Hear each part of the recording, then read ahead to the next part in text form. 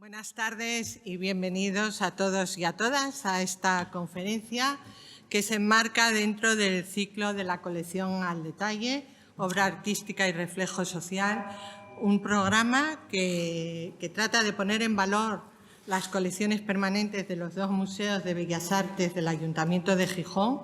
el Museo Casa Natal de Jovellanos y el Museo Nicanor Piñole,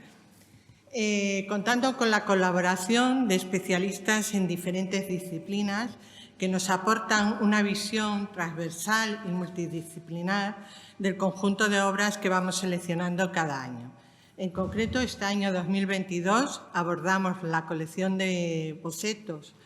de Pelayo Ortega, que hoy nos acompaña, que Pelayo Ortega realizó para ilustrar el libro La Semblanza de Gijón, con textos de Francisco Carantoña y que todavía tienen oportunidad de visitar hasta el próximo domingo. A continuación, tratamos Vaca mugiendo entre ruinas, una xilografía de Nicanor Piñole, que ganó una visión completamente diferente gracias a la valoración cinematográfica que de ella hizo Ramón Lluís, perdón por el acento, Bande. Y la última de las ya celebradas se centró en los cuadernos de Juan Botas, en esa visión vital y hedonista de una naturaleza controlada de unos jardines que recorrimos de la mano de Ignacio Soldevilla. Hoy, para cerrar el ciclo de este año, no podíamos estar mejor acompañados. Está con nosotros Hugo Fontela, que nos va a hablar de uno de los autorretratos que forman parte de la colección de este museo. Un museo, como todos saben, monográfico, que se fundó en 1991 gracias a la generosidad de la viuda del pintor, de Nicanor Piñole, Enriqueta Ceñal Costales, que donó a la ciudad de Gijón la totalidad de las obras que el artista conservaba en su domicilio y en su taller en el momento de su fallecimiento. Esto fue una colección que incluye una amplia y significativa selección de pinturas, pero una amplísima colección de dibujos, de más de 5.000 dibujos, en los que están representadas todas las técnicas y todos los géneros. Pero sin duda en este conjunto destacan los retratos. Ahora hablábamos de la gran capacidad de Nicanor Piñole para el género del retrato, y los autorretratos. Tenemos más de 300 ejemplos de autorretratos entre pinturas y dibujos, que arrancan desde el primer autorretrato que pinta cuando tan solo tenía 15 años y llega hasta la década de los años 60, cuando realiza sus últimos dibujos ya bastante anciano. Hugo Fontela nos va a hablar en concreto de esta visión de la obra de Piñole a través de este género, del autorretrato. Y me gustaría destacar, porque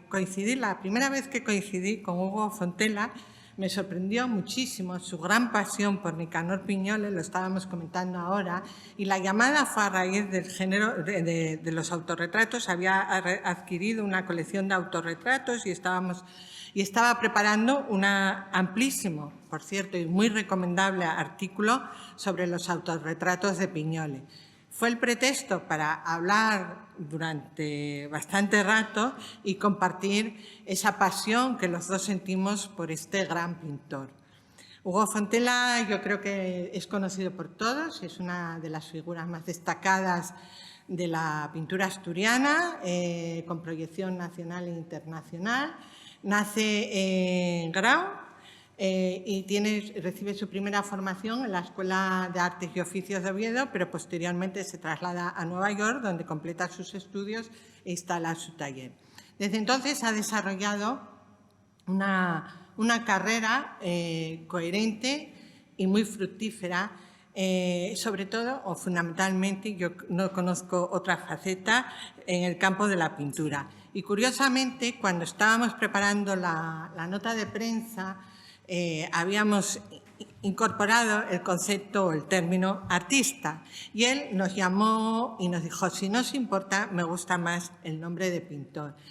Y este pequeño comentario, que puede parecer intrascendente, a mí me pareció muy significativo, porque denotaba la apuesta decidida de Hugo Fontella por ese medio de expresión artística, por la pintura en su concepto más tradicional. Y esto era algo que también lo relacionaba con el artista que los dos admirábamos, con Nicanor Piñole, porque yo creo que los dos comparten esa vocación por analizar y profundizar en los elementos de la pintura para transmitir esa emoción que podemos sentir ante la naturaleza. Creo que este es uno de los elementos más destacados de la producción de Hugo Fontella, su capacidad para investigar en los recursos plásticos y recoger todas aquellas poéticas que un lugar o un paisaje encierran en sí mismos. Hugo Fontella, gracias a su conocimiento en profundidad, que puedo constatar que es extenso, de Nicanor Piñole, pero también gracias a su posicionamiento estético y gracias a su extraordinaria sensibilidad, nos va a acompañar en un recorrido que estoy segura que va a ser apasionante por el autorretrato de Piñole, los autorretratos de Piñole como pretexto para hacer un recorrido por esa trayectoria biográfica y artística de este pintor. Muchas gracias y les dejo y esperando que todos disfruten de esta conferencia. Yo quería agradecer sobremanera a Lucía que me haya hecho esta invitación y bueno, pues para mí hoy es un día muy especial porque ha sido la figura de Piñole una constante en mis primeros años de formación como pintor y después ya en Nueva York pues ha seguido acompañándome y hasta el día de hoy con mi vuelta que bueno, pues realmente forma parte de mi vida en esa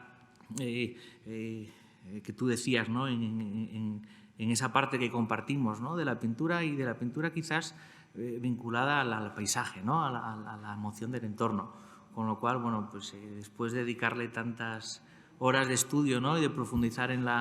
el trabajo de Piñole, pues para mí hoy es un día muy significativo, ¿no? También agradeceros a todos vosotros que estéis aquí hoy acompañándome. Espero no ser un coñazo y que lo que cuente aquí sobre Piñole os resulte de interés, ¿no? Con lo cual, bueno, pues yo creo que si os parece bien, comienzo con... Me lo ajustas tú bien, ¿no? Me voy a sentar aquí. ¿Me oís bien, verdad? Pocas tareas pueden resultar más fascinantes para quienes quieran sobrevolar la extensa obra de Nicanor Piñole que prestar atención al ingente número de autorretratos que el centenario pintor realizaría durante toda su vida.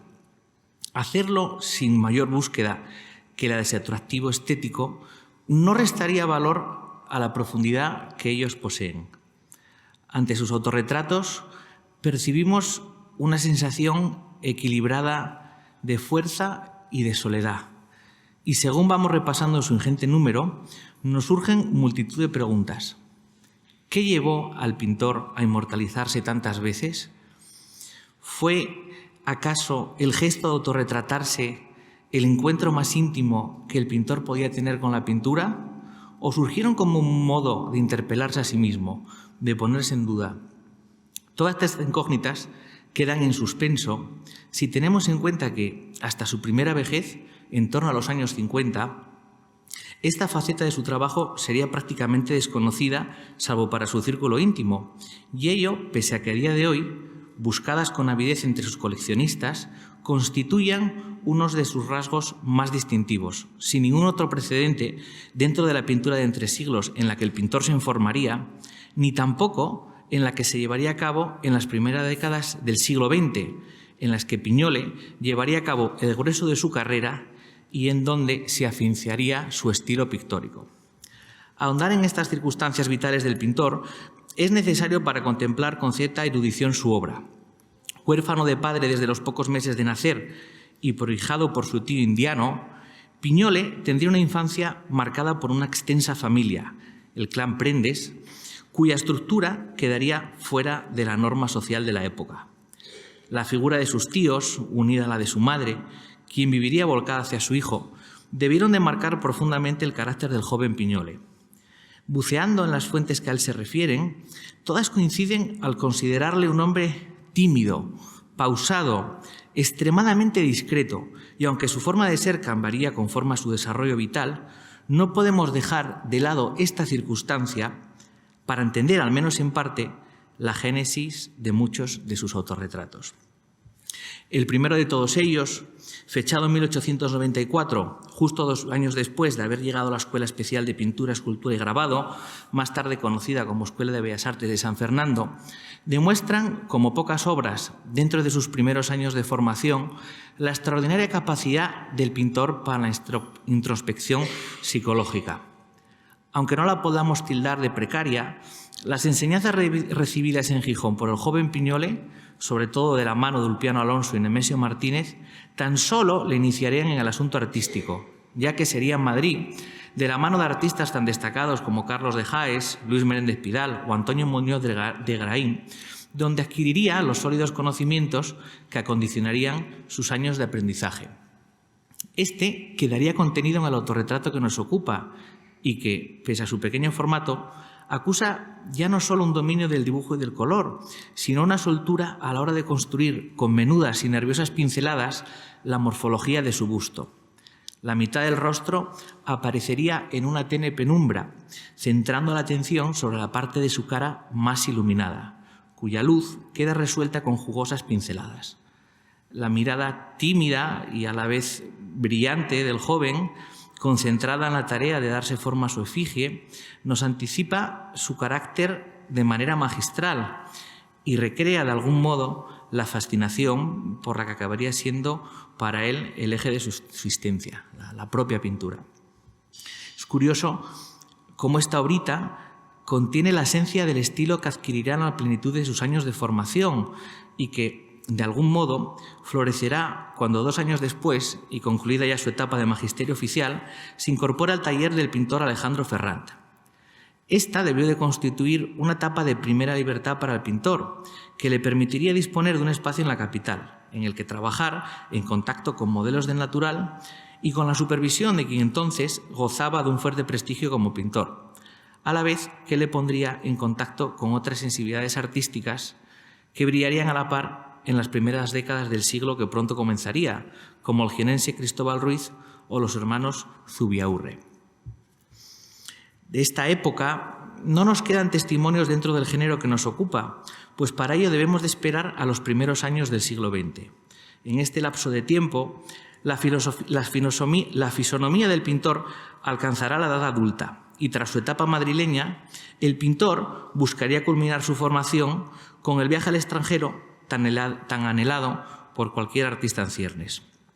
La mira la pondría Piñol en Roma y en las oposiciones que el Estado convocaría con este propósito, pero por distintos avatares, a comienzo de 1900 y bajo el patrocinio de su tío Manuel Prendes, emprendería rumbo a la capital italiana por sus propios medios. Sería allí en donde el artista, libre y sin ningún compromiso académico, culminaría su etapa de formación. En Roma frecuentaría la colonia artística española, un largo número de nombres entre los que destacan Sotomayor, Chicharro, Benedito, Gustavo Vacarisas, pintor que le realizaría, por cierto, un extraordinario retrato hoy en la colección de este museo,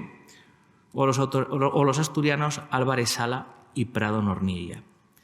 A este periodo corresponden los magistrales retratos de viejos vendedores ambulantes y bellas muchachas romanas que colmarían con su luz al Piñole de mayor destreza lumínica y de mayor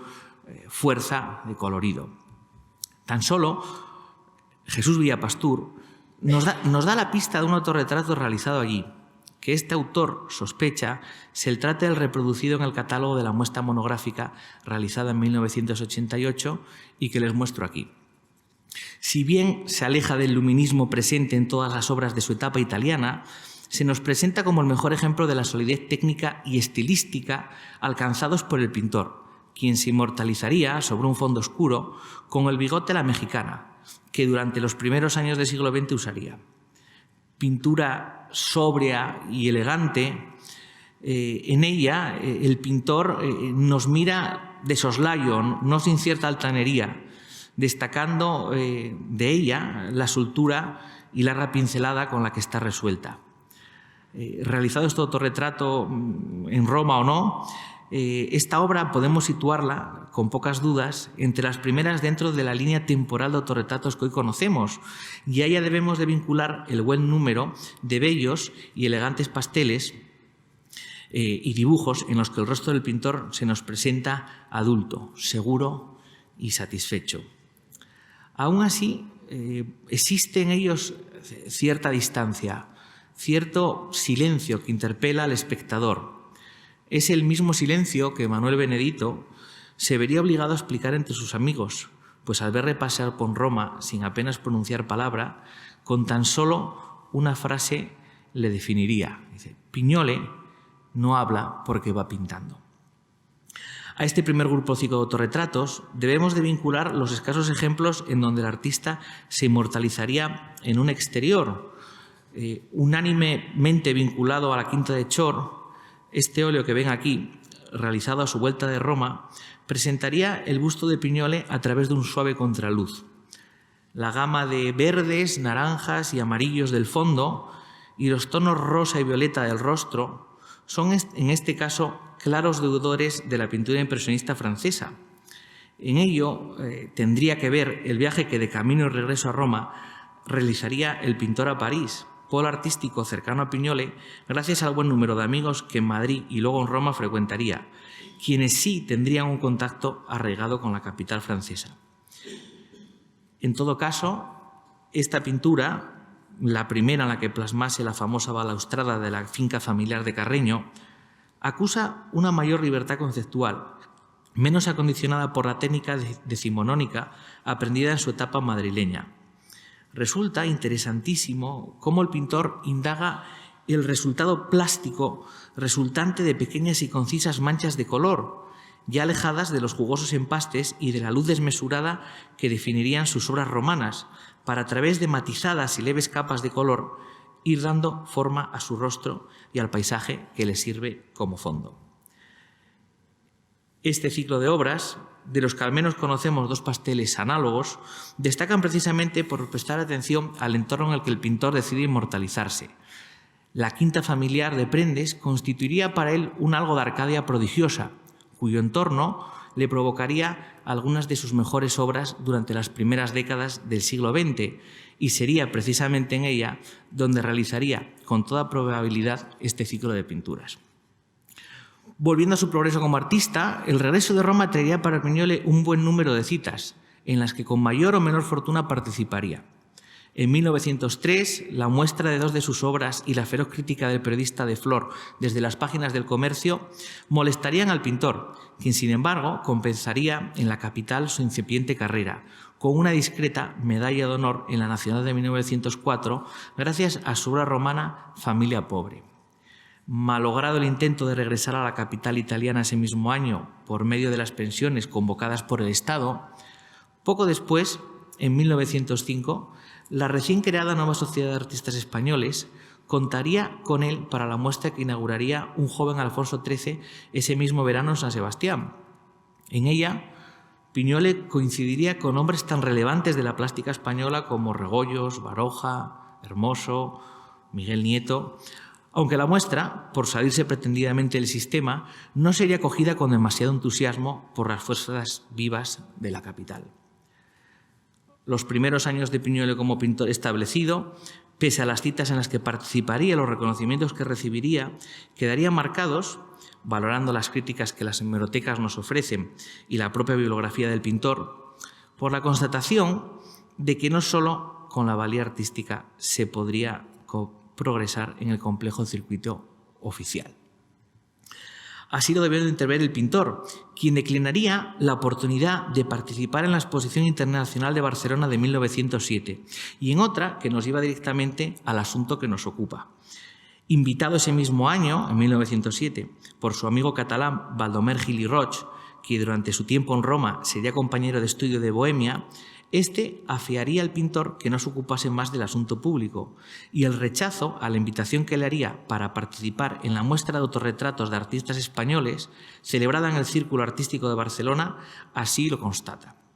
Resulta curioso que el vínculo entre ambos pintores no fuese una razón suficientemente fuerte como para convencer al asturiano, al igual que nos ofrece la hipótesis de que el catalán conociese la labor de Piñol en el género del autorretrato de primera mano, tras su estancia conjunta en la capital italiana. Esto nos lleva directamente a la cuestión planteada al comienzo de esta intervención. ¿Qué papel jugaban estas obras dentro de su propia producción? ¿Bajo qué sentimiento fueron creadas? ¿Las consideraba el pintor lo suficientemente relevantes como para darlas a conocer? El panorama visto y vivido por Piñol en los años previos a esta invitación, pienso que no debió de ser lo suficientemente alentador como para considerar imponerse desde un género relegado al interés de unos pocos, ni tampoco debió de ver en ello Piñol una oportunidad que le granjease un público reconocimiento lo suficientemente atractivos, y ello pese a que Barcelona gozaba del prestigio de una ciudad de vanguardia. Los siguientes años resultan monótonos en cuanto a su carrera pública, aunque destaca en ellos la tercera medalla que, por el ya mencionado Familia Pobre, colgado en las salas de este museo, lograría en la Exposición Internacional de Buenos Aires de 1910, o el segundo puesto en el concurso para el cartel del baile de máscaras, convocado por el Círculo de Bellas Artes de Madrid en 1913, casa a la que siempre se mantendría vinculado. No podemos considerar que estos logros públicos acompañasen a la par al talento de Piñol. Y, sin embargo, los autorretratos que conocemos del comienzo de la década de 1910 encierran, tanto técnica como espiritualmente, una plenitud y seguridad que les hace conformar, en su conjunto, uno de los primeros grandes ciclos dentro de este género. En ellos, Piñol recuperaría la técnica de la acuarela, prácticamente abandonada desde sus años de aprendizaje en el taller de Ferrand, aunque el uso personalísimo de ella, usando no solo sus transparencias, sino también capas de color más opacas, serían en ocasiones confundidas con obras al temple e incluso con óleo diluido. Si no conociésemos el carácter retraído del pintor, pensaríamos que nos encontramos ante la efigie de un ser altanero, satisfecho de sí mismo, y a la vez debemos de encontrar en ellos el gozo de quien, pese a las circunstancias, reconoce haber encontrado una obra propia como pintor. En ellos Piñol ensayará las posibilidades expresivas de su rostro, fuertemente iluminado, en detrimento de los fondos y de su busto, que apenas se hará visible en unas obras de enorme realismo. De ellas, destaca con fuerza el tratamiento que dará su cabellera y, en contra del convencional peinado con el que se inmortalizará durante toda su vida, volcará en el desorden de su pelo gran parte de la fuerza plástica de estas efigies. Íntimamente ligados a este ciclo, un buen número de pasteles acreditan de igual modo el dominio pleno de esta técnica. Piñol vuelve a indagar en sus facciones, forzando en ocasiones el gesto y volviendo a poner el foco de atención en su pelo. Al mismo realismo presente en las acuarelas se le añadiría un uso del color de gusto saturado, entre los que destacan los verdes y azules que, usados como fondo, le ayudarían a potenciar la amplia gama de carnes, naranjas y violetas con los que el pintor construye su rostro. Y en algunos de ellos, la gran mayoría en colecciones particulares, el pintor se inmortalizaría con sombrero, constituyendo una de las pocas y visualmente exitosas variaciones que Piñol impondría en este género. Esta técnica seca le servirá en muchas ocasiones para construir primeras aproximaciones de retratos al óleo de mayor ambición, con el fin de acercarse al parecido e indagar también en las propias posibilidades plásticas del rostro en cuestión. Bajo mi punto de vista, y resulta curioso que no haya sido apuntado por autores como Carantoña o Villapastur, quienes tanto conocieron y trataron al pintor, esta circunstancia de acercarse al retratado bajo este proceso vendría dada por el tema que aquí hoy nos ocupa, pues la plenitud del Piñol que se autorretrata, me refiero a los autorretratos que acabamos de ver, tiene su eco más adelante en la necesidad de acercarse a los retratos a través de esta misma repetición o ensayo que acompañarían al proceso de sus autorretratos. Así lo observamos en la década que nos ocupa, en la que Piñol se inmortalizará de manera magistral y reiterada. Y precisamente pienso que este proceso, de probado éxito para él, le llevará a repetirlo de alguna manera en los retratos que realizará a partir de entonces, tanto en su círculo cercano como en los incipientes encargos que le irán surgiendo, circunstancia que sobremanera se intensificará a partir de los años 20 y que continuará hasta el final de su vida activa como pintor. Esto ocurriría en algunos de sus retratos más celebrados, como el realizado a su tío Manuel Prendes en 1914, a Baltasar del Toral fechado 2 años más tarde, el realizado a Baldomero Rato Evia en 1919 o el del político Melquiades Álvarez 3 años después. Algunos de ellos serían escogidos por el pintor para las primeras ocasiones que tendría de mostrar su trabajo en Asturias, como la muestra de artistas gijoneses celebrada en 1915 en el Club de Regatas de Gijón, la primera muestra de Bellas Artes de Oviedo de 1916 o la que le seguiría en 1918. Sin embargo, en ninguna de estas ocasiones Piñol escogería ningún autorretrato, y eso que en la muestra del club presentaría una veintena de obras, el mayor número de trabajos mostrados públicamente hasta la fecha. Andamos en el tiempo y por fin en 1917 traería para el pintor el ansiado reconocimiento oficial al recibir por el temple dedicado a su tío don Manuel la segunda medalla en la Exposición Nacional de Bellas Artes, aunque en las siguientes, celebradas en 1920, 22 y 24, pese al apoyo unánime de la crítica, el fantasma de la primera medalla y la maldición sobre esta harían que nunca la recibiese.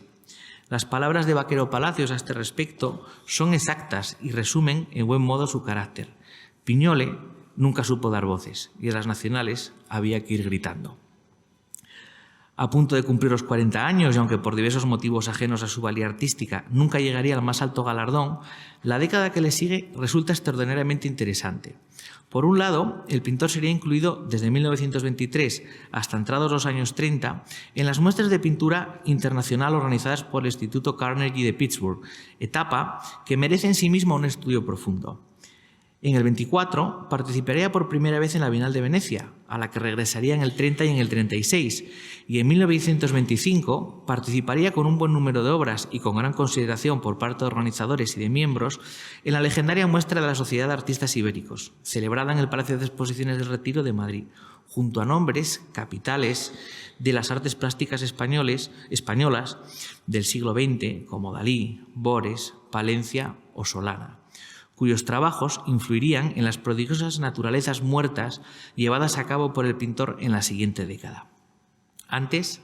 en 1921, la llegada a Gijón de Moreno Villa y la de Gerardo Diego al año siguiente introducirían al pintor bajo el amparo de su amistad en los círculos intelectuales más vanguardistas, aunque también este periodo de su vida merezca capítulo aparte. Todo este contexto nos presenta a un Piñole con un estilo de lenguaje propio, sobradamente considerado por los círculos artísticos e intelectuales de su época e integrado en el panorama nacional, como lo acredita esta resumida lista.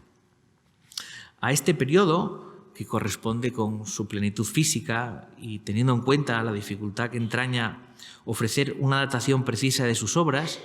pertenecen el grueso de los autorretratos llevados a cabo al óleo, muchos de ellos en la colección de este museo. De entre todos, sobresale bajo mi punto de vista el lienzo que pueden observar en la imagen. En él, Piñole sintetiza con gran escasez de medios su rostro, en un lenguaje que, por su simplicidad, nos remite conceptualmente a sus dibujos. Recortada su cabeza con enorme precisión sobre un fondo amarillo claro, muy probablemente la pared de su estudio, la firme línea que dibuja su hombro, el carácter abocetado de su torso y el uso de la propia tela como recurso plástico se contraponen a la justa valoración del color y la luz con la que construye su fisonomía. De enorme influencia velazqueña, nada sobra ni nada falta sobre la superficie del cuadro, en el que Piñole se nos presenta como una conclusión de sí mismo, pero también como una conclusión de lo que para él es la pintura. No cabe más seguridad ni más dominio del medio en esta obra y a la vez su mirada se nos presenta vaga, triste, poco complacida, captando el sino del pintor, quien parece preguntarse por qué la pintura no lo devuelve lo que le entrega.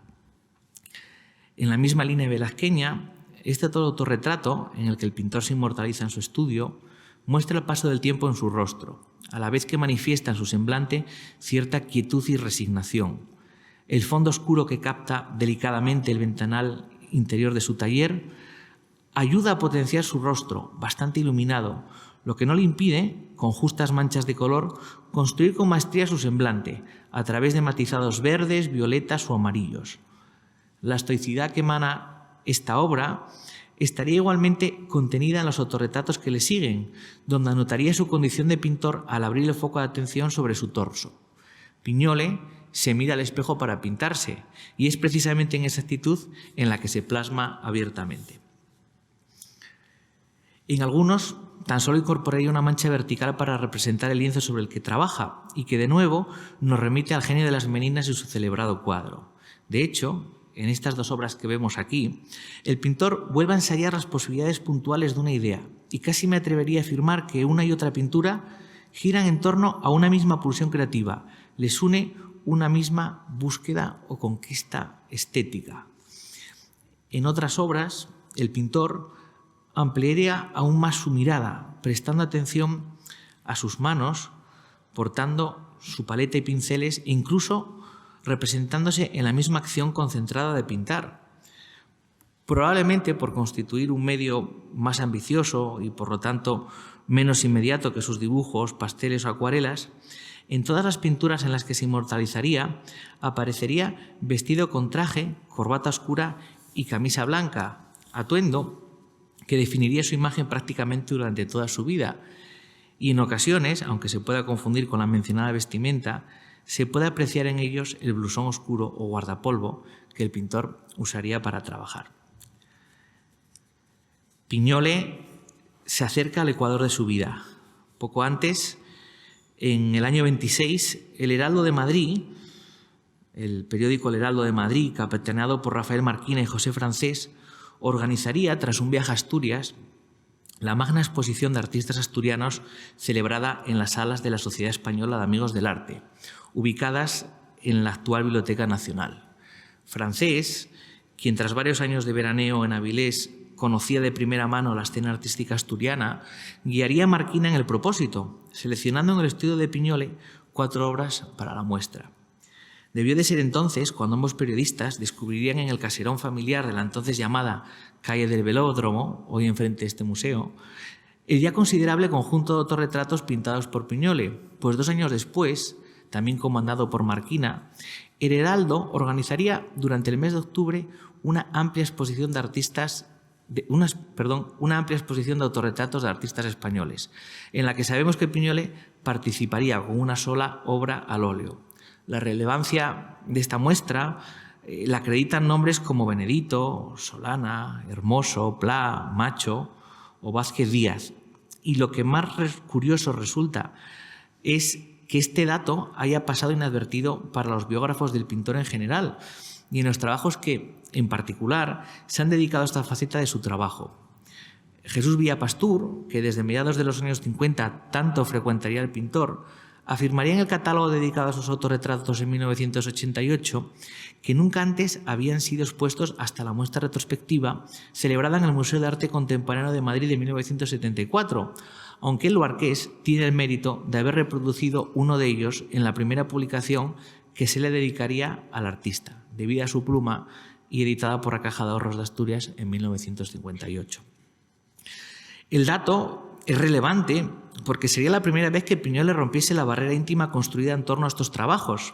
quizás en la confianza de comprobar si públicamente encontrarían el mismo entusiasmo que en el ámbito privado, pero también por el reconocimiento que su carrera, llevada a cabo desde el sosegado ambiente de la provincia, comenzaba a tener. A la muestra de la Sociedad de Artistas Ibéricos le seguiría otra importancia en cuanto a lo que vanguardia se refiere, pues el pintor sería reclamado para participar en la Muestra Regional de Arte Moderno celebrada en 1929 en la Casa de los Tiros de Granada, que reuniría a nombres tan relevantes como, y cito muy pocos, Juan Gris, Federico García Lorca o Pablo Picasso. Pero el reconocimiento definitivo lo tendría con las muestras individuales que se organizarían primero en Gijón en 1930 y en Madrid 3 años más tarde. La muestra gijonesa, su primera exposición individual, sería organizada por el Ateneo Obrero y en ella reuniría alrededor de 40 trabajos. Extraordinariamente cubierta por medios locales como El Noroeste, El Comercio o la prensa, en las exhaustivas críticas publicadas con la ocasión no aparece rastro de que figurase ningún autorretrato. Prácticamente el único de los géneros en los que trabajaría el pintor sin representación en la muestra. El asunto sorprende, aunque siendo en su ciudad natal y conociendo el carácter reservado del pintor, no sería de extrañar que éste lo considerase una muestra de vanidad o incluso una publicidad sobre su persona a la que no estaba dispuesto. De lo contrario, cualquiera de los autorretratos pintados hasta entonces deberían de haber llamado la atención de la crítica. Algo parecido ocurre con la muestra que el Ateneo Obrero de Madrid le dedicaría en 1933. Inaugurada bajo la tan notable presencia de Miguel de Unamuno, en las 26 obras presentadas, Piñole reuniría sus trabajos de mayor ambición, pero tampoco en el buen número de críticas publicadas a la sazón se mencionaría ningún autorretrato. Es probable que el pintor considerase la ocasión como una oportunidad única para mostrar lo mejor de su trabajo y por eso decidiese reunir en la capital una selección de sus obras más icónicas, relegando igualmente este género. El ambiente que sigue a esta muestra presagia los difíciles momentos que más adelante viviría nuestra nación. Los cruentos sucesos vividos en Asturias en el 34 harían mella en la sensibilidad de Piñole, alumbrando un buen número de acuarelas que evidencian la alerta del pintor hacia la situación que se acercaba. Sin embargo, estos años son de una interesante producción en los que llevaría a cabo obras tan icónicas como El Torito o Caballos en la playa. El 36, sin embargo, comienza para Piñole en positivo, pues el Salón Peñalma de Oviedo celebraría una muestra individual de sus trabajos en el mes de febrero. En las crónicas consultadas tampoco aparece mención alguna a sus autorretratos, que en los meses siguientes captarían los estragos de la incertidumbre causada por la contienda. Según Francisco Carantoña, por ese entonces el pintor sufriría de un flemón de muelas, lo que le llevaría a inmortalizarse con un gran pañuelo anudado a su cabeza. Este ciclo de autorretratos sorprende por la fuerza expresiva que alcanza su mirada, como si con ella Piñole quisiese hablar al espectador, contarle no solo el dolor físico que soporta, sino la preocupación que le invade ante el peligro de la guerra. Los que le siguen, ya conocidos como autorretratos de guerra, transmiten la dureza e incertidumbre que debieron de causar al pintor el asedio de Gijón. La barba con la que aparecen muchos de ellos otorga a su rostro un aspecto desaliñado, inédito hasta entonces, y la luz captada por el pintor nos remite sin ningún género de duda a la de una vela, muy probablemente llevados a cabo durante las largas esperas nocturnas. El aspecto físico del pintor en estas pequeñas obras nos remite directamente a dos autorretratos pertenecientes a sendas colecciones particulares que en ocasiones se han vinculado a 1937. Teniendo en cuenta la caída de Gijón en manos nacionales en octubre del 37 y también otras obras llevadas a cabo entonces, no sería de extrañar que estas pinturas fuesen continuación de los mencionados dibujos. Aquí aparece una cuestión también interesante. Pues en la primera edición de la monografía escrita por Carantoña, una fotografía datada hacia 1936 muestra 6 autorretratos del pintor sujetos por chinchetas sobre un tablero. Su semblante parece más cercano a los pintados antes de la guerra, aunque hay algo en ellos que los acerca a los dos solos que acabamos de ver. Tampoco podemos dirimir si se tratan de acuarelas, temples u óleos, pero sí que se tratan de pinturas sobre papel. Para mí, lo más atractivo de la imagen es que constata cómo Piñole busca y persigue obsesivamente en ellos la conquista estética, no concibiendo los autorretratos como algo baladí o aleatorio, sino como una indagación plástica profunda que le permitía explorar las posibilidades que la pintura le ofrecía a través de su rostro. En alguna entrevista al final de su vida, el pintor diría que pintándose a sí mismo se reconfortaba, que le ayudaba a levantar el ánimo y a valorarse un poco más. También diría que ante la falta de encargos y por aburrimiento se autorretrataría, incluso como modo de no caer en el olvido. Personalmente, no creo que el carácter del Piñole al que nos enfrentamos hiciese estas obras como este último propósito, aunque la falta de encargos y la disponibilidad de tiempo las propiciasen. La foto que tienen ante sí acredita cómo estas obras se concatenaban en su génesis, buscando una respuesta en la pintura a la propia pintura y usando su rostro como campo de maniobras en ese propósito. Cuando uno observa su producción en este género, percibe impulsos, intensidades, incluso cierta violencia, vivencias que hacen pensar en momentos concisos de enorme creatividad que pienso corresponden a los ciclos en los que estas obras se pueden ordenar. Huyo de la idea de que la mayor parte de estas surgiesen intercaladas caprichosamente en el día a día del pintor, sino que se le presentaban como envites o pulsiones ante una solución estética o idea pictórica determinada. Tampoco quiero decir que en estas obras no hubiese goce o disfrute por parte del artista. De hecho, el periodo de la posguerra constituiría una etapa de reclusión en lo que podríamos llamar dulce compañía de la pintura. El malogrado negocio familiar de los tranvías de Melilla, acaecido años atrás, dejaría en la casa familiar de Gijón un ingente número de acciones sin valor alguno, cuyo papel, apurado por la escasez de la guerra, probaría el pintor como soporte para la acuarela. El papel resultaría óptimo y serían estos pliegos donde Piñole celebraría su entusiasmo por el mundo animal, inmortalizando sus famosos gallos y gallinas, obras que durante toda su trayectoria y hasta el día de hoy gozarían y gozan de enorme popularidad. Este reciclaje de soportes sería habitual en el quehacer del pintor, pues por centrarnos tan solo en la faceta de su trabajo que hoy nos ocupa, encontramos originales llevados a cabo en antiguos contratos, cartas, sobres, almanaques, periódicos, facturas e incluso ordinario papel de estraza, circunstancias que en ocasiones ha comprometido su conservación. Pendiente en todo momento de su madre, quien fallecería centenaria en el 52, el amor brindado por su hijo quedaría plasmado en el largo número de acuarelas en las que el pintor, paralelamente y usando las tan hoy conocidas acciones, se autorretrataría. Piñole pinta en compañía de su madre y hasta 1940 de su tía Manuela. Mientras las mujeres prestan atención a las noticias de la radio, Piñole se requiere en captar esta compañía maternal tras de sí. He aquí uno de los pocos cambios que el pintor infligiría en este género, prestando atención y describiendo el entorno en el que se encuentra e incorporando en ellos elementos como su caja de acuarelas, los enormes cuadernos de acciones o la estancia presidida por la enorme radio ya mencionada, contexto espacial que le serviría para incorporar a su familia dentro de la composición y en la que, con su actitud, vuelve a notar su condición de pintor. La vejez de su madre cobraría enorme protagonismo en la producción de estos años, aunque ello merece capítulo aparte, y acondicionaría, atándola al domicilio familiar, su ritmo vital. Los años que siguieron al conflicto poco significarían en la carrera pública del pintor, que orbitaría en torno a la montaña, su familia y sus amigos.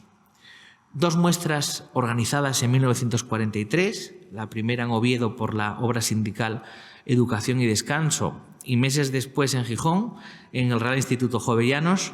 son una incógnita por la poca información que de ellas tenemos y tampoco sabemos con precisión qué tipo de obras presentaría. A estos reconocimientos se le sumaría en el que en 1951 llevaría a cabo el Ayuntamiento de Gijón al homenajear con sendos bustos esculpidos por la Viada a Evaristo Valle y a Nicanor Piñole, situándolos en los jardines del Parque de Isabel la Católica. Ello ya pone de manifiesto el sólido protagonismo de la figura del pintor, no solo en su ciudad natal, sino en Asturias, junto a quien sería el otro padre del arte asturiano de la primera mitad del XX. Valle, quien fallecería poco antes sin ver instalado su busto, sería objeto de otro homenaje por parte de la obetense Tertulia Naranco en 1954,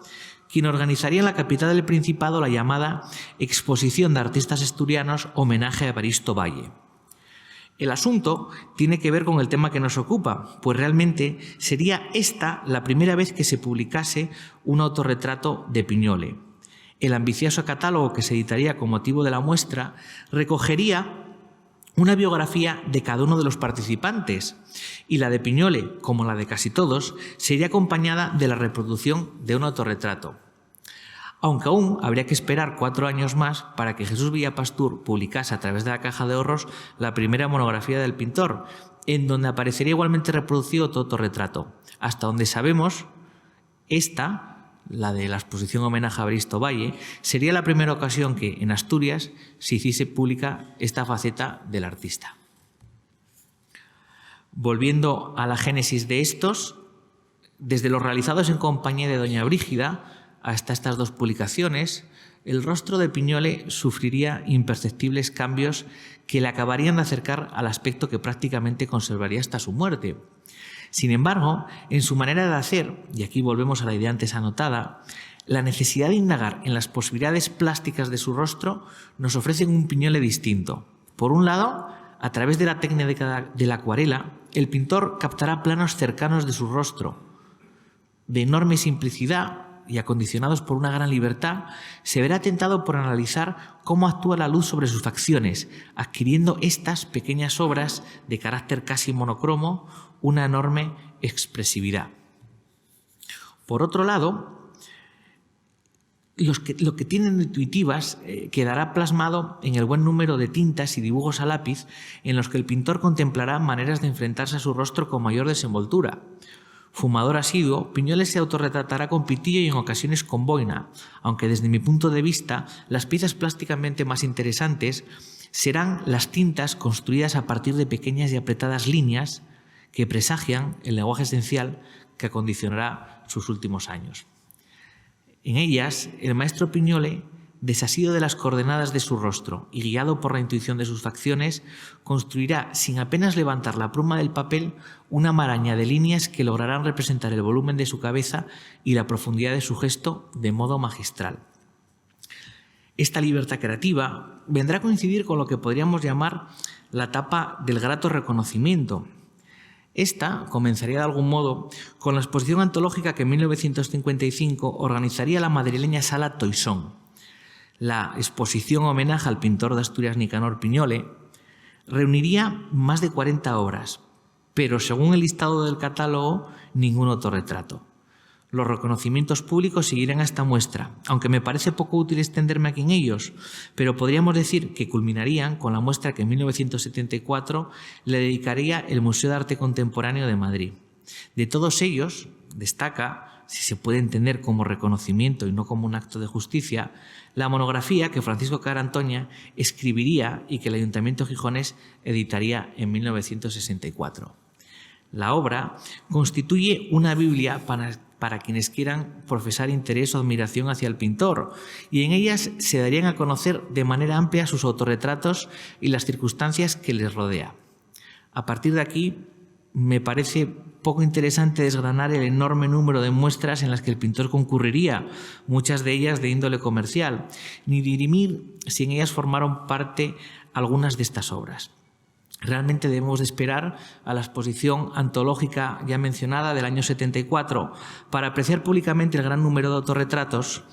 que en ella formarían parte y de la cual el mejor documento a este respecto nos lo presenta el reportaje publicado en el famoso Nodo, donde distinguimos varios óleos y 2 grandes paneles con pequeños y medianos autorretratos, la gran mayoría de ellos en la colección de este museo y en el Museo de Bellas Artes de Asturias. La muestra, que sería ampliamente seguida por los medios nacionales, significaría el colofón final a la vida de quien en los últimos años del franquismo sería redescubierto con enorme interés. Piñole, que en todo este tiempo de elogios públicos seguiría pintando, dejaría de hacerlo en torno al año 1969 por distintos problemas en la vista. Tras la muerte de su madre, el pintor quedaría solo en compañía de Enriqueta, joven que entraría en su casa al cuidado de su progenitora y que más tarde se convertiría en su esposa, en un contexto peculiar sobre el que no me alargaré. El semblante del pintor en estos años es de alguien que por fin se siente reconocido. En su último cuadro, inacabado, Piñole amagaría con autorretratarse en compañía de sus amigos de los Montes de Ponga. Y a este respecto, sorprende que en el buen número de obras donde el artista retrataría a amigos y allegados no sintiese nunca la tentación de hacerlo con su propia efigie. Tan solo en la obra Un concierto, fechada en 1934, parece querer hacerlo, aunque tampoco esta circunstancia ha sido notada nunca en su biografía. El último Piñole, que se autorretrata, estará concentrado en el dibujo. Estas obras muestran al pintor anciano, pero desprenden la misma fuerza interior que el resto de trabajos. Las dificultades de visión añaden a su mirada el esfuerzo provocado por la tarea de darse forma a sí mismo, y el vigor del trazo de antaño da paso a otro más nervioso, menos firme, en cuyas tentativas se construye la obra. Sabemos cuál fue su primer autorretrato, pero de todos los realizados en el ocaso de su existencia, ¿cuál fue su última representación plástica? Otra pregunta, alimentada por la curiosidad, nos surge en este punto. ¿Cuántos autorretratos realizó Piñol en sus 100 años de vida? El periodista Tico Medina, en un reportaje con motivo de su antológica madrileña, nos diría que los comisarios tendrían que escoger entre 1.316 originales, por lo que podemos situar este número de obras en la casa del pintor al final de 1973.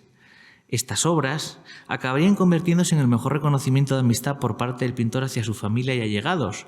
regalando en ocasiones a sus coleccionistas más fieles algunos de ellos, por lo que el número de originales debió de ser bastante superior. Por el camino de esta biografía, trazada en torno a sus autorretratos, o los autorretratos que han dibujado desde la retaguardia de la pintura la silenciosa vida de Nicanor Piñole, estamos ante un ejemplo de existencia basados en valores como la constancia, el esfuerzo y la estoicidad. Hay muchos Piñole y desde la ocasión que me ofrece esta intervención pienso que su trabajo y las circunstancias que lo rodean están aún hoy por revisar. También que el motivo que me traigo de aquí constituye una aportación sin parangón a la plástica española del siglo XX, pues aunque sus 100 años de existencia haya facetas de su trabajo más convencionales, no podemos dejar de lado la extraordinaria calidad